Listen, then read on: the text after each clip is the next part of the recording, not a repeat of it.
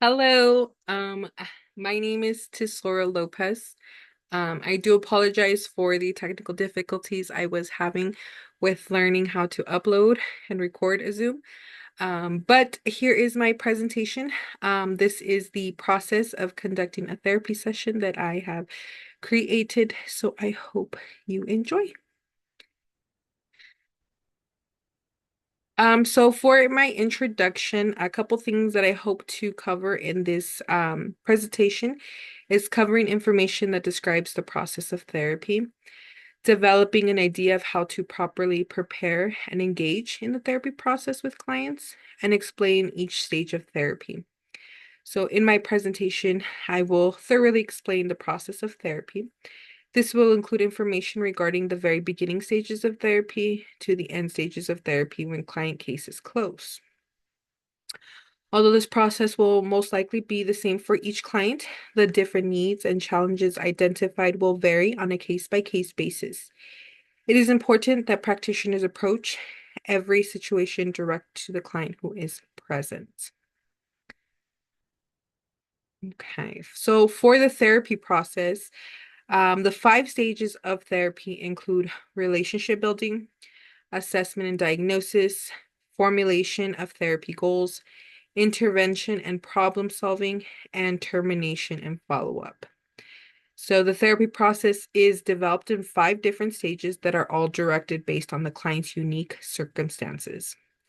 All these stages are done collaboratively to help the practitioner and client work together to address the present needs and challenges.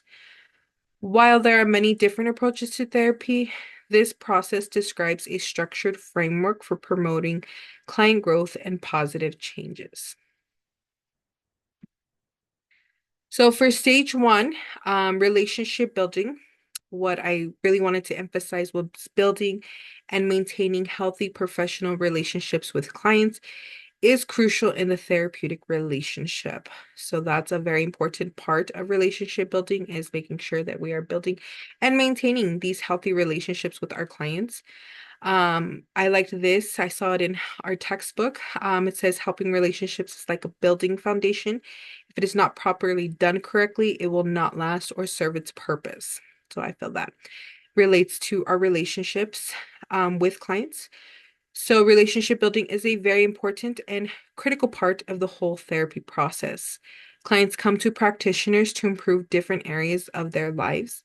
In order to do so, though, they must feel a sense of safety, trust, and respect from the practitioners themselves to be fully vulnerable and engaged. This will require the practitioner to demonstrate core interpersonal qualities such as a sense of warmth, respect, empathy, and genuineness. With involvement will come a willingness to openly explore their problems and collaborate with the practitioner. This was also in our textbook, Chang, Decker, and Scott, 2017.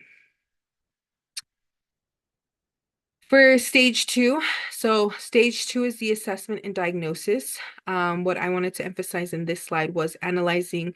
This is the part where we analyze all the presented client information. So clients talk the most here, share the most, so that we can get a better understanding of what they are really here for.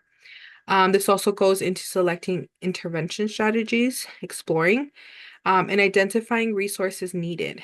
So the assessment and diagnosis part is a key component of the whole process. This stage is where the unique circumstances of each client is communicated, and together the client and practitioner try to identify different approaches of ways to resolve or develop solutions to the presented challenges. This can include helping clients identify their own strengths as a resource tool to address their presented challenges. Focusing on strengths provides clients with reservoir of resources for generating solutions and enhances their participation in the social work process. So this was in Dobies and Miley, 2018. Along with assessment, a diagnosis can help identify the underlying factors that may also be present in the client's condition. The DSM, so the Diagnostic and Statistical Manual of Mental Disorders, is a resource that practitioners utilize to help identify whether clients' symptoms and descriptions meet certain criteria for specific mental disorders.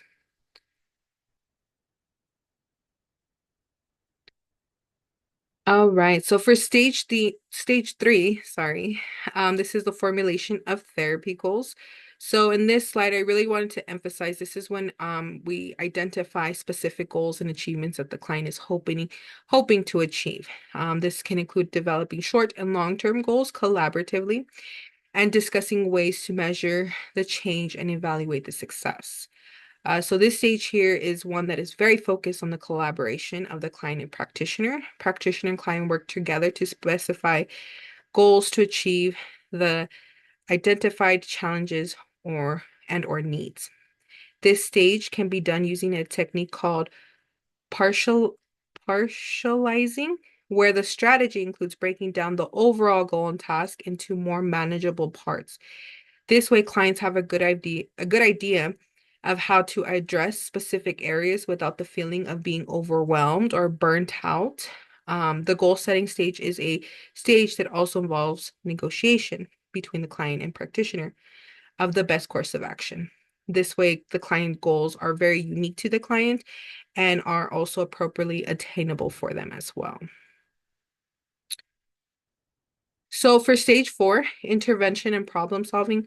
So for this stage, I really wanted to emphasize this is where we explore different areas in therapy, develop coping skills, activating resources, and just overall making positive changes.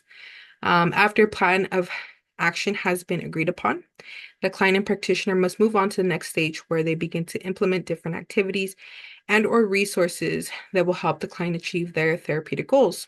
Although practitioners are seen as catalysts for change, they are not the ones who determine what activities are should be done. This is still a very collaborative approach where the client and practitioner will work together to explore thoughts, emotions, behaviors, and relationships in order to gain insight, develop coping strategies, and make positive changes. This stage aims to identify and maintain the beneficial changes made while empowering clients with their own skills and resources found in their own surroundings.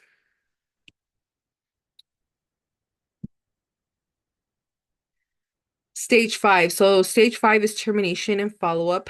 In this slide, I really want to emphasize reviewing and reflecting the progress, discussing achievements, and preparing to close client's case. This last stage is a stage where a lot of the reflection is present. Helping clients identify and reflect on the progress of their therapy work is an empowering effect. This can include helping them identify the many achievements they have accomplished along the journey and the amount of growth they have made towards working on achieving their goals. Once the client and practitioner have agreed that the goals have been reached, the practitioner can work on closing or terminating their case and discussing strategies for maintaining their gains. The closing can also include a follow-up session or plan to monitor long-term progress or provide additional support if and when needed.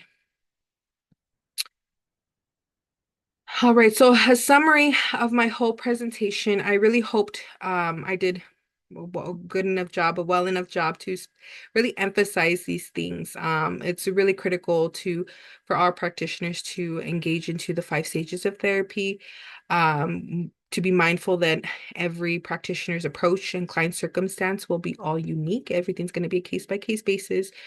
And then for the overall goals, just promoting growth and positive changes in clients. So practitioner's role is to help enhance human well-being and promote positive changes in clients' lives. The five stages I just went over are very critical to implement in any client-practitioner relationship. These approaches are done collaboratively and help both the client and the practitioner understand the client and their specific circumstances better. Although some clients will relate with one another, each approach must be developed uniquely to ensure the client's individual needs and solutions are being approached with attainable solutions. Okay, and then these were the resources that I used. Chain Decker and Scott, Developing Helping Skills, and then Doobie Smiley, Social Work and Empowering Profession. Alrighty, well, thank you so much for your time, and I hope you enjoyed my presentation. Thank you.